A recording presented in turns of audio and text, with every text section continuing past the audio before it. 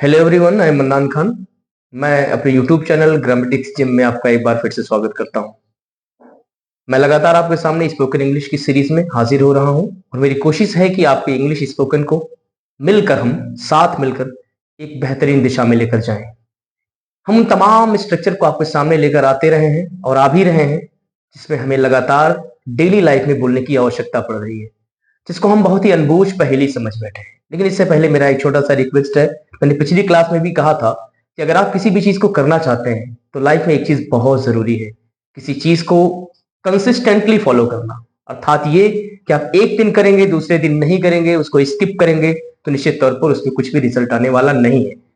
किसी भी चीज को समझने के लिए हम हल्की हल्की छोटी छोटी बारीक बारीक चीजों को स्टार्टिंग से सीखें, तभी हो पाएगा। आइए हम आपके सामने एक ऐसा सेंटेंस लेकर हाजिर हुए हैं जो निश्चित तौर पर लोगों के बीच में एक कंफ्यूजन का मुद्दा बना हुआ है। एक एग्जाम्पल आपके सामने लिखते हैं, फिर आगे बात बढ़ाएंगे। जैसे एक सेंटेंस लिखता हूं कि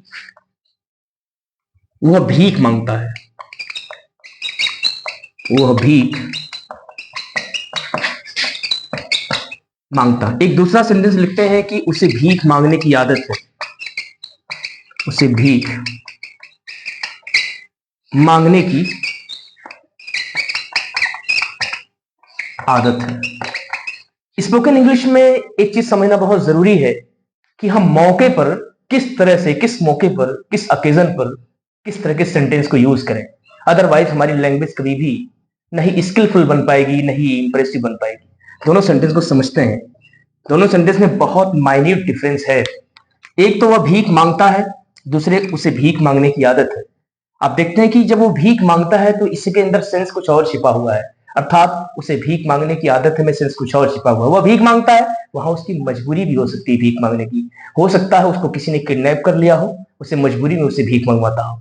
लेकिन दूसरे सेंटेंस में इंसान को देखना यह है कि उससे भीख मांगने की आदत है। कि आदत शब्द जो है ना, एक तरीके से बता रहा है कि वो अमीर हो सकता है, हो सकता है उसके पास सारी चीजें हो, परंतु उसकी आदत बन चुकी है। जैसे किसी का नाखून अगर बड़ा नहीं है फिर भी उसे नाखून चबाने की आदत है। कोई भी ऐसा इंसान हो सकता है जो उसके पास सारी चीजें हो लेकिन फिर भी वो झूठ बोलने की आदत उसे पड़ी। अरे भाई मेरे पास पैसे नहीं है, मेरे पास धन दौलत नहीं, लेकिन फिर भी उसके पास सब कुछ है। तो दोनों सेंटेंस के बीच में दोस्तों आपने अंतर समझ लिया होगा कि वह भीख मांगता है, यहां मजबूरी भी हो सकती है, कोई भी रीजन हो सकता है, लेकिन यहां एक चीज तो क्लियर है कि ये उसकी आदत है, वो करेगा। चाहे भले ही उसके पास सब कुछ हो जाए फिर भी वो भीख मांगेगा। इस सेंटेंस को आप कैसे ट्रांसलेट करेंगे, आइए इसको समझते हैं। इसको कैसे करेंगे, वो भीख मांगता है, सिंपली सिंपल प्रेजेंट में इसको कर लेंगे आप, जैसे ही बेक्स। लेकिन यहां इसको कैसे करेंगे, इसके लिए सबसे पहले सब्जेक्ट लिखेंगे। मैंने कहा था कि अगर सब्जेक्ट की जगह पे उसे, मुझे, तुम्हें आए तो आप इसके लिए हिम और हर का इस्तेमाल नहीं करेंगे बल्कि ही का करेंगे। ही है के लिए आप इज एम आर का यूज करेंगे, जैसा कि है हूं हो के लिए ही इज। एक शब्द है जो आदत, इसके लिए एक फ्रेज मैं बता रहा हूं, in the habit of. In the बी है हैबिट ऑफ। जब कभी आप इस फ्रेज को यूज करें इन द हैबिट ऑफ, तो ये जो मांगना शब्द है इसके लिए आईएनजी वर्ब का इस्तेमाल करें। He is in the habit of begging. एक चीज और कर सकते हैं, इसी तरह और भी सेंटेंस को हम कैसे बनाएंगे। जैसे उसे झूठ बोलने की आदत है, ही इज इन द, ये बी है, हैबिट ऑफ टेलिंग अ लाई।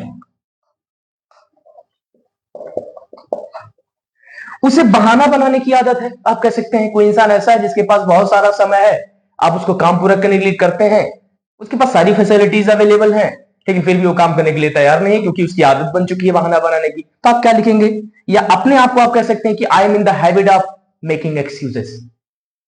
तो आपने देखा कि सेंटेंस के बीच में डिफरेंसेस कितने हैं। ऐसे सेंटेंस को आपको डेली बाय डेली अपने लाइफ में यूज करना होगा, इंक्लूड करना होगा और इसे प्रोड्यूस करना होगा लोगों के सामने मल्टीपल टाइम, तभी आप अपनी इंग्लिश स्पोकन को आगे बढ़ा पाएंगे। अगर आपको ये क्लास अच्छी लगी हो तो निश्चित तौर पर आप कमेंट जरूर करें। Thanks for watching my videos.